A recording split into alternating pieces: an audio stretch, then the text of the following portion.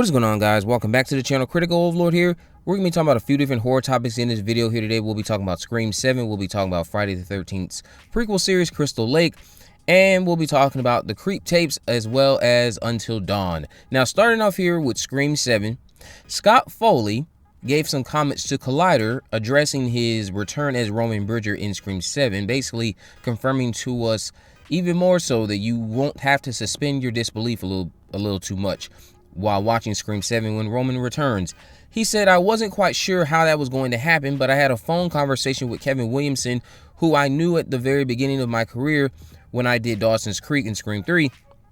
I hadn't talked to him in a few years, and he just said, I want you to do it. I said, what could I possibly be doing? Because they're both acknowledging that my character is dead. Roman is dead. So then he explained it to me, and I thought, oh, okay, that makes sense. There is a world where you will not have to suspend disbelief. How about that? We'll see. I'm excited about it, though. Now, see, that's the thing. If Kevin is having a conversation with one about how they can do it without suspending your disbelief, why would he have not had the same conversation with Matthew? This is what I'm talking about, guys. Let's start grounding ourselves with what they're about to do. Kevin Williamson has said it multiple times. Stu is dead. Scott Foley himself, when approached, seemed a bit skeptical because he's like, wait a minute, my character's dead. But Kevin explained it to him. Don't worry about it. We're doing it this way. And he said, oh, that makes sense. And he again acknowledges it by saying there is a world where you will not have to suspend disbelief because Roman will be dead. So if Roman's going to be dead, why would you not want to stretch the suspension of disbelief with Roman, but then stretch it with Stu? I'm just saying, guys, it's time to ground ourselves in what's about to come. I'm glad he made this statement. It aligns with everything that's being rumored as to how they're being used. Those of you who have reached out to me, I've let you know some of those things as to how they're going to be used, but we'll see. Now, let's talk about Crystal Lake. Linda Cardellini, according to Jeff Snyder, who has gotten several things right in the past, yes, I'm aware he's gotten things wrong, but he does have a great track record for the most part, I would say, is getting ready for summer camp, according to Jeff Snyder. In his newsletter, it says, as I'm told that the 3-time Emmy nominee is in talks to play Pamela Voorhees in the upcoming Friday the 13th prequel series Crystal Lake from A24 and Peacock. The series hails from creator Brad Caleb Kane, who serves as writer and executive producer after inheriting the project from Brian Fuller and taking it in a different direction. While sources caution that Cardellini's deal isn't done yet, and I certainly don't know the particulars, I'm familiar enough with her career to know that she's never really done anything like this, and she'd be hard-pressed to turn this down, having been around this business long enough.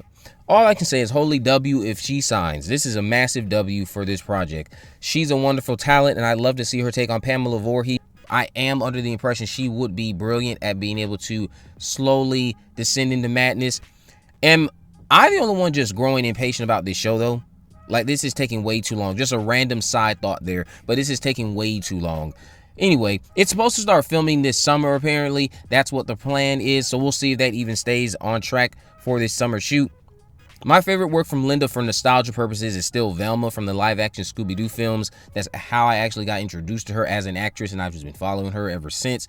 However, I'm certain adult me will prefer what she does in this show if she does in fact sign on to play Pamela Voorhees, since I'm more than positive she would deliver in this role. But I saw all of you guys getting excited about this when I tweeted it last night. Some of you were in disbelief. I think this would be a brilliant casting choice. This would be the biggest W and probably the most attractive thing you could have to draw in an audience to this show when it drops. Hopefully it drops sometime next year after being delayed and rewritten and restructured so much. But let's talk about the Creep tape. So a week ago at this point, Shudder announced that it is renewing, or that it has renewed, the Creep tapes. Deadline put out this report saying that Shudder has renewed its found footage horror series, The Creep tapes, from writers and executive producers Mark Duplass and Patrick Bryce for a second season of 6 episodes. The renewal seems to have been a no-brainer as the first episodic installment of the Creep franchise, based on an earlier pair of cult horror films from Duplass and Bryce, debuted as the most watched Shudder show of all time on AMC Plus and the strongest November release in Shudder history, driving record subscriber growth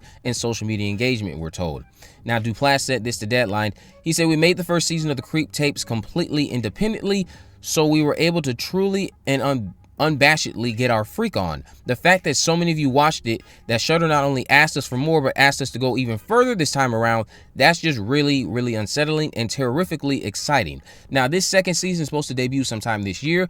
I thought that the Creep Tapes were a fantastic return to that universe. I thought Duplass was as unhinged and amazing as ever, back as that unnamed anonymous freak that we all know and love. I'll call him Peach Fuzz because he has so many different names that he takes on depending on who he's with. But yeah, I thought that was a fun time. Cannot wait for season 2. Are you guys looking forward to season 2? Did you finish season 1? What did you think of season 1? Let me know all of that down in the comment section below. Now, the last thing I'm going to talk about here is going to be the Until Dawn trailer. So the Until Dawn trailer, well, a second trailer, dropped this morning. And this one doubles down on the time loop aspect that, again, has been rumored for some time. Well, at this point, it's been confirmed. I talked about it sometime last year in the summer, I believe, and then it got confirmed. And the film is supposed to drop in April, I think. But yeah, this trailer that they dropped this morning doubles down on that time loop aspect even more, because the whole trailer is in reverse, going back to the beginning and showing all of these characters running in reverse. And yeah, the trailer I thought was pretty much more the same. But I think I prefer the style that they took in this trailer versus what we got in the first one. Something about them having it in reverse appealed to me more. They still highlighted the threats like the Wendigo, the Witch, the Slasher, which is supposed to be a callback to Josh. All that stuff was still featured in the trailer, but the fact that it was in reverse, that just appealed to me a little bit better. Did you guys like the trailer? Let me know why or why not down in the comment section below. Do you want to see another trailer for Until Dawn?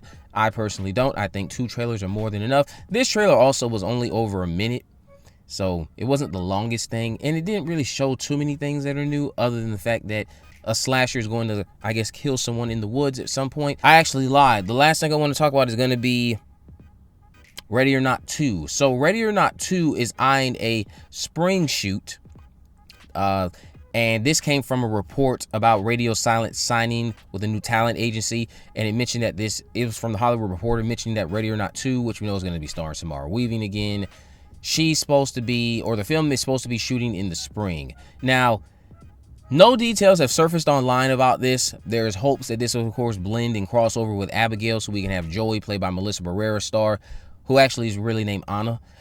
But we'll see how this all ages. I love the first Ready or Not. I'm looking forward to the sequel. Apparently, it's going under the working title of Here I Come. So we'll see what happens with Ready or Not 2. Let me know what you guys think about this down in the comment section below. If you haven't already, of course, make sure you subscribe, turn on post notification, and there's a video in the description. I have links to all my social media accounts.